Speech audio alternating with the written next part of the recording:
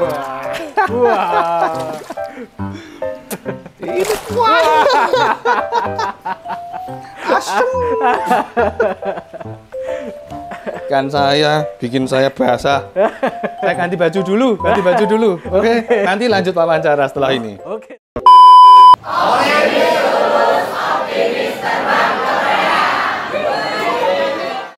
Halo, apa kabar Sobat CPMI dimanapun Anda berada? Salam optimis lulus, optimis terbang Korea. Kali ini kita akan menjawab beberapa pertanyaan yang masuk dari netizen yang budiman. Apa saja pertanyaannya, Mas Josa? Pertanyaan yang pertama itu bagaimana cara kerja di Korea, Pak? Cara kerja di Korea? Cara kerja Korea, kalau di Korean First itu sesuai prosedur pemerintah, mengikuti program G2G, Government to Government. Artinya pemerintah berapa namanya? Government to Government apa bahasa Indonesianya? Pemerintah tuh pemerintah. Ya pokoknya ini kerjasama antara pemerintah Indonesia dengan pemerintah Korea. Nah, syarat utamanya itu harus lulus ujian IPS topik, itu yang pertama. Ada 40 soal yang harus dijawab saat ujian, dan itu semuanya pilihan ganda A, B, C, D. Misalnya soal yang paling ringan itu ada gambar tas. Gambar tas itu apa bahasa Koreanya? A apa, B apa, C apa, D apa. Nah, pilih yang gambar tas sesuai bahasa Korea, yaitu gabang misalnya. Nomor 3, ya sudah, pencet nomor 3. Karena sistemnya sekarang UBT, Mas Josa. Oh, UBT. UBT itu apalah bahasa Inggris itu, belibet lidah saya. Intinya pakai tab. Oh ya. Pakai tab, touchscreen, klik, ya gambar tas itu. Ya seperti itu. Oh. Nanti kalau sudah lulus ujian IPS topik, ada skill test. Diwacanakan ada skill test. Di antaranya ukur tinggi badan, berat badan, tes buta warna. Kemudian beberapa tahun yang lalu sebelum terjadi corona itu ada uji kemampuan genggam tangan dengan alat itu 1, 2, 3, 4 dihitung jumlahnya. Kemudian ada juga pakai ring. Pakai ring, kita punya alatnya, nanti kita tampilkan ya di video seperti apa alat dari Korean First untuk skill test. Pakai ring, kemudian ya menguji ketangkasan dan kecepatan. Di antaranya seperti itu. Nah, tentu kami sudah siap dengan semua peralatan itu semua. Bahkan sebelum corona itu kami mendatangkan native asli Korea untuk membantu teman-teman siswa-siswi Korean First itu latihan latihan interview langsung dengan orang Korea, sehingga mentalnya teruji, kemudian kefasihannya akan dikoreksi langsung oleh orang Korea. Seperti itu, Mas Josa. Oh, begitu. Itu syarat utamanya begitu, tapi setelah itu tentu ada beberapa berkas yang harus dipenuhi, antara lain paspor, kemudian medical check up, dan lain-lain. Yang paling berat, lulus ujian bahasa Koreanya itu. Oh, lulus ujian bahasa Korea. Ya. Apalagi pertanyaan yang kedua. Nah, pertanyaan kedua itu ada netizen yang tanya, Pak. Kira-kira ada nggak sih biaya untuk bisa kerja di Korea itu, Pak? Maksudnya gimana? Biaya untuk kerja di Korea? Ya, biar kita misalnya kalau mau kerja di Korea itu biayanya berapa sih? Oh, begitu. Ya. Kita sambil jalan-jalan ya. Oke. Oke, sambil jalan-jalan. Ikuti saya. Di mana jalan-jalannya? Cari tempat yang tidak panas. Betul. Cari tempat yang tidak panas. Tuh, saya tunjukkan dulu tuh. Itu aula untuk siswa-siswi Korean First, sedang tahap renov. Ya, sedang direnovasi sehingga teman-teman yang datang belajar di Korean First ini nanti tambah lebih nyaman. Betul. Ya, nanti kita bangun 2 tingkat, ini sedang renovasi jadi masih agak berantakan. Oke. Sementara di sini dulu, Mas Josa. Oke. Nah, sini. Ya. Apa tadi pertanyaannya? Biaya ya? Iya. Biaya. Biaya. Begini, kalau biaya kursus masing-masing tempat kan berbeda nih.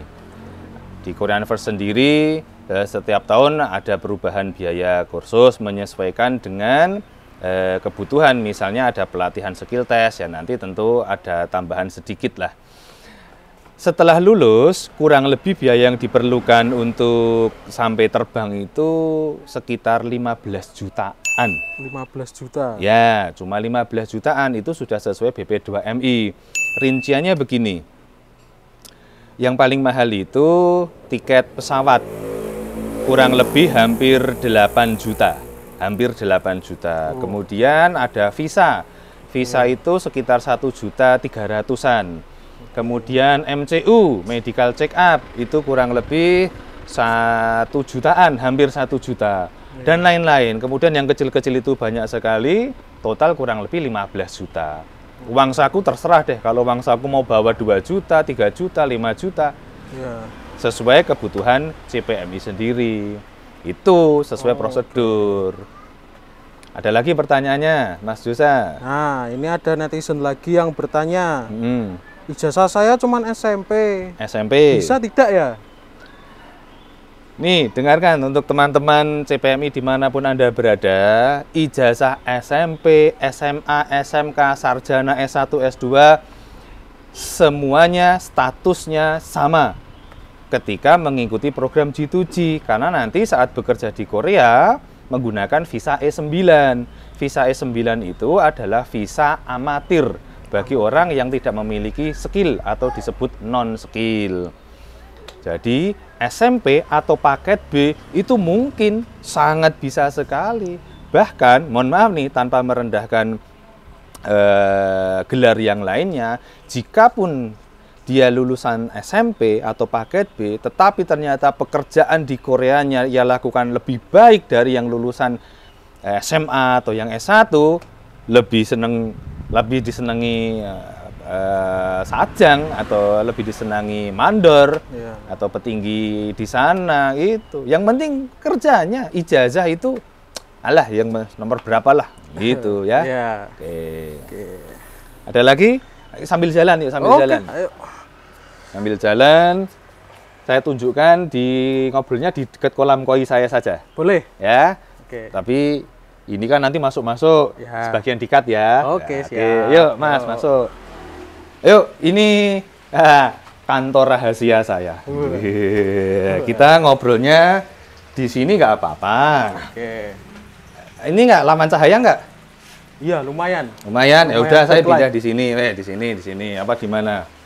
Biasanya saya nongkrong di sini. Ini tak tunjukin dulu ikan saya nih. Wih. Ya, hobinya koi. Ini semua dari Blitar, ya, komplit ada sowa, shiro, kohaku, ada hiutsuri. Nih. Wah. Ini kuat. Asem. Kan saya bikin saya basah. Saya ganti baju dulu. Oke. Nanti lanjut wawancara setelah ini. Ya, setelah basah kuyup sudah ganti saya ya. Ikannya agak jahil tadi. Ada pertanyaan lagi Mas Josa apa? Ada Pak, dari netizen lagi. Dia tanya, ada ketentuan nggak sih untuk berat badan sama tinggi badan? Oke, berat badan dan tinggi badan supaya bisa bekerja di Korea ya. Ya, HRD Korea tidak mensyaratkan tinggi badan dan berat badan. Kalau untuk syarat fisik yang lainnya ada, diantaranya tidak boleh buta warna, tidak boleh hepatitis B, HIV AIDS, sipilis, dan lain-lain. Tapi untuk ketentuan berat badan, tinggi badan itu tidak dicantumkan sebagai syarat untuk melamar bekerja di Korea. Itu resmi HRD Korea begitu loh. Oke. Bahkan mata minus tidak masalah. Punya tato bisa, asalkan tatonya itu tidak terlihat. Misalnya di leher, itu kan kelihatan kalau pakai baju. Itu sulit. Tapi misalnya punya tato di tangan, selama dia pakai lengan panjang, ketutupan itu tidak masalah. Kamu punya tato juga kan? Ada, Pak. Kamu juga proses Korea kan? Iya. Tidak masalah. Aman. Gitu. Aman. Gitu. Oke. Terus ada yang tanya, di sana nanti kerjanya jadi apa sih Pak? Jenis pekerjaannya Iya. di Korea itu ada banyak sekali jenis pekerjaannya. Yang berat diantaranya itu peleburan baja, itu yang berat. Ada pembuatan mesin-mesin elektronik, banyak sekali lah. Semuanya di sektor manufaktur itu atau pabrik itu banyak sekali. Nah, khusus wanita tentu agak berbeda, tidak seberat laki-laki. Di antara siswi kita yang sudah bekerja di Korea, itu ada yang membuat atau memproduksi jarum suntik. Oh. Iya, jarum suntik buat nyuntik kamu yang nakal itu suntik saja biar nggak nakal lagi. Seperti itu. Ada yang kerja di tekstil, ada yang packing makanan, ada. Itu untuk yang wanita. Kalau laki-laki, pokoknya harus mental baja kalau mau kerja di Korea. Gitu. Oke. Lalu ini lagi Pak, ada yang tanya, untuk Muslim, apakah bisa untuk melakukan sholat? Muslim. Iya. Muslim apakah bisa sholat gitu? Iya, di sana. Maksudnya bisa sholat selama bekerja di Korea? Betul. Nah, bisa. Datang, nanti disampaikan bahwa bos atau senior, saya ini agamanya Islam. Misalnya wanita, boleh nggak saya pakai kerudung? Itu pasti dijawab boleh. Ya, kemudian untuk waktu sholat, justru di depan itu harus disampaikan bahwa saya Muslim, saya butuh waktu sholat sekitar 15 menit misalnya, atau 10 menit.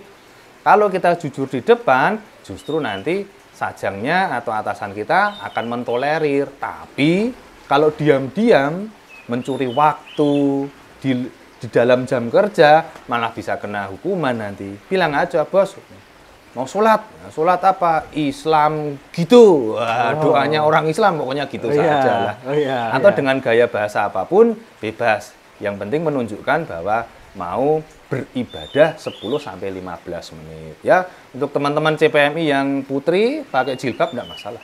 Oh, enggak masalah. Tidak aman. masalah, aman. Aman sekali. Gitu. Oke, terus ada lagi. Masih banyak ini, Pak. Oh, masih banyak? Iya, ini. Wah, ini mau ngasih makan ikan dulu nggak nih? Boleh. Masih makan ikan? Iya. Coba kamu sudah dulu ikannya. Oke. Ambil makan.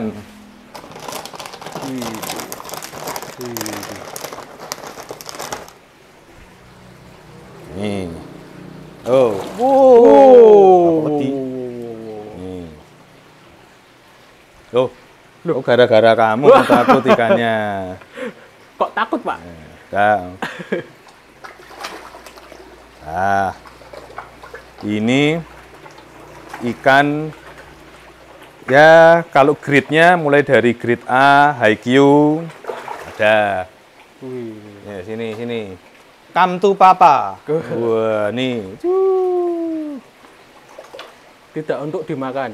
Wah, ini kalau ada yang berani goreng ini urusannya sama saya panjang nanti ya. Nah, lanjutkan apa pertanyaannya? Oke, yang berikutnya. Di sana itu berapa jam kerja sih, Pak? Jamnya satu hari itu Jam berapa kerja. Jam? Iya. Jam kerja di pabrik kurang lebih sama dengan di Indonesia, yaitu mulai jam 8, ada juga yang jam 9 sampai jam 4 atau jam 5. Kalau sektor manufaktur begitu, tapi kalau sektor fishing jam kerjanya tidak teratur. Kadang ada yang berangkat jam 3 pagi, pulang jam 11 malam.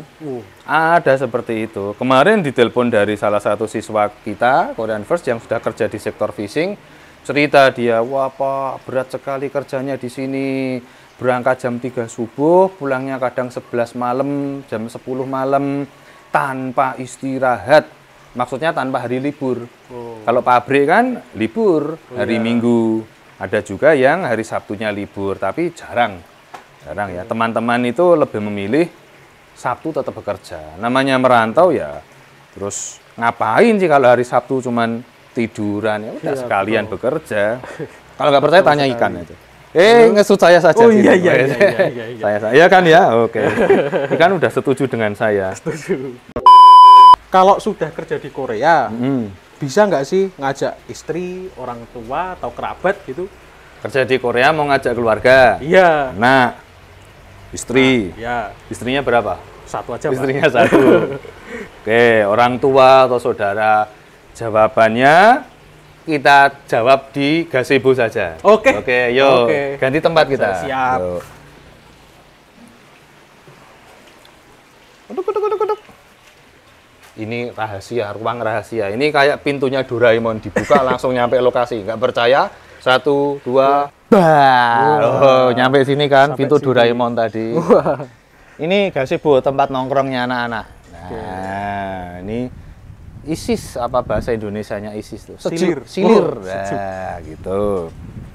Ya, kita ngobrol di sini, Mas Josa. Oke. Tadi apa pertanyaannya? Bisa nggak sih kalau sudah kerja di Korea itu ngajak istri, orang tua? Boleh. Yang berbahaya itu kalau ngajak 2 istri. Waduh. Nah, itu. Kalau ngajak istri, anak bisa. Dengan syarat yaitu menggunakan visa E7. Ya, kemarin sudah disampaikan oleh Pak Surai Agung Nugroho dari UGM itu. Beliau memberikan info bahwa sebenarnya teman-teman PMI yang kerja di Korea itu jangan fokus di visa E9 saja, bisa dikembangkan di sana. Kemampuan bahasanya dengan mengikuti pelatihan-pelatihan gratis itu banyak sekali. Sehingga nanti ketika kita punya skill, kemudian punya kemampuan topik yang topik 4, topik 2 level 4, 5, 6 itu bisa mengajukan visa E7. Visa E7 itu banyak kelebihannya, bisa mengajak keluarga, anak, istri, orang tua, saudara, dan seterusnya. Dan tentu saja bayarannya beda. Ya, karena visa E7 itu termasuk untuk orang yang punya skill. Kalau yang non skill itu namanya visa E9 gitu. Aku silau ini gini lah. Itu sawah tuh di belakang itu. Anak-anak kalau pas lagi penat nyari belut di tengah sawah sana ya. Betul. Bene golek belut. Kalau sudah kerja di Korea, bisa nggak sih merayakan hari raya keagamaan? Hari raya keagamaan? Ya. Kalau sudah kerja di Korea, apa bisa merayakan hari raya keagamaan? Betul. Oke. Di Korea itu hari raya keagamaan yang besar ada 2, Chuseok dan Solal. Chuseok itu hari raya panen, Solal itu hari raya tahun baru Imlek.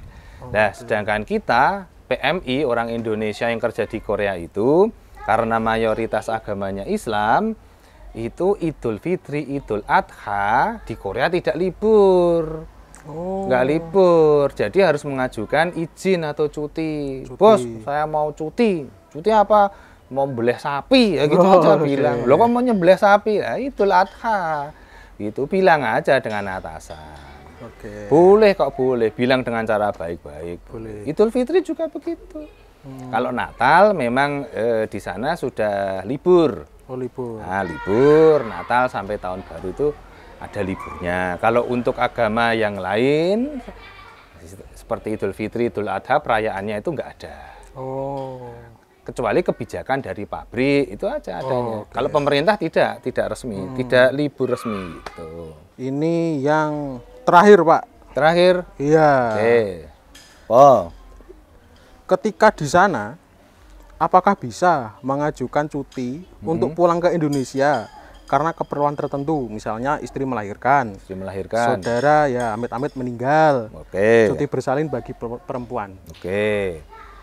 Cuti haknya bagi setiap pekerja itu sama seperti di Indonesia kok. 1 tahun kita punya hak cuti kurang lebih 12 hari. Tapi apa iya 1 tahun kita mengambil cuti 12 hari untuk pulang ke Indonesia? Tiket pesawat harus beli sendiri. Oleh-olehnya itu yang mahal itu, oleh-olehnya, keponakan minta ini itu, itu habis. Biasanya cuti itu kalau sudah 3 tahun biasanya, sehingga total akumulasi cuti 1 tahun yang kurang lebih 12 hari, kalau selama 3 tahun kan berarti kurang lebih 1 bulan tuh, lumayan kan buat cuti pulang ke Indonesia, bisa ketemu anak, istri, bagi yang sudah menikah, atau keluarga, orang tua, dan seterusnya. Pun kalau di tengah-tengah kerja nih, misalnya baru dapat 6 bulan, 7 bulan, 8 bulan, ada keperluan yang sangat mendesak, itu cuti bisa. Bisa cuti. Nanti mengajukan saja secara prosedural, kemudian nanti biaya tiket ditanggung sendiri. Kemudian nanti kalau ya tentu ada peraturan, kita intinya bisa. Oke. Intinya bisa, teknisnya nanti bisa tanya langsung ke perusahaan seperti apa, bahkan nanti dibantu. Seperti ya tadi meninggal, keluarga yang meninggal atau situasi darurat apapun. Nah, kalau mau nikah lagi ya nggak boleh. Udah punya istri mau nikah lagi. Itu ya. Oke. Terus jadi, ini ada lagi Pak, yang terakhir banget. Dia katanya terakhir. Ini masih ada lagi nih yang nyusul. Apa? Gajinya berapa sih Pak? Kok banyak sekali yang tertarik untuk ke Korea pada berebut-berebut. Gaji? Iya. Kamu nanya. Gaji UMR Korea nih kurang lebih hampir 2 juta won. Berapa itu? Hampir 2 juta won. Kalau kurs hari ini kalau dirupiahkan kurang lebih 23 juta rupiah. Wow. Kurang lebih segitu, belum nanti lemburnya. Oke. Kalau shift malam tambah jos. Top markotop lagi tuh gajinya. Tapi teman-teman apapun itu, bolehlah kita menanyakan gaji di sana, kemudian kesenangan apa saja yang bisa kita dapatkan di sana. Boleh untuk memotivasi. Tapi sebelum itu ada perjuangan yang harus kita lalui bersama, yaitu fokus belajar, sungguh-sungguh, tekun, kemudian kita harus melawan letihnya belajar saat ujian supaya lulus. Nah, itu syarat yang paling berat kan lulus ujian untuk bisa bekerja di Korea. Kalau cuma nyari paspor, SKCK kan ya gampang lah ya. Yang sulit itu hafalan kosakata, memahami tata bahasa, gitu. Itu dulu sementara Mas Josa. Besok kapan-kapan kita sambung lagi. Kalau ada pertanyaan dari teman-teman netizen, silakan cantumkan pertanyaan di komentar. Kalau bisa kami jawab, kami berusaha menjawab seterbuka mungkin. Seterbuka mungkin. Kamu tuh, mari saya bingung. Seterbuka mungkin, sesuai peraturan, sesuai yang telah dituliskan resmi dari HRD Korea maupun BP2MI. Karena kami bekerja secara prosedural. Korean First prosedural semuanya, ya. Uang terima kasih nggak ada uang terima kasih. Tapi kalau mau ngasih saya terima gitu. Kalau bisa jangan dikit ya. Oke, gitu ya. Sampai bertemu lagi teman-teman, sobat CPMI dimanapun Anda berada. Optimis lulus, optimis terbang Korea. Salam.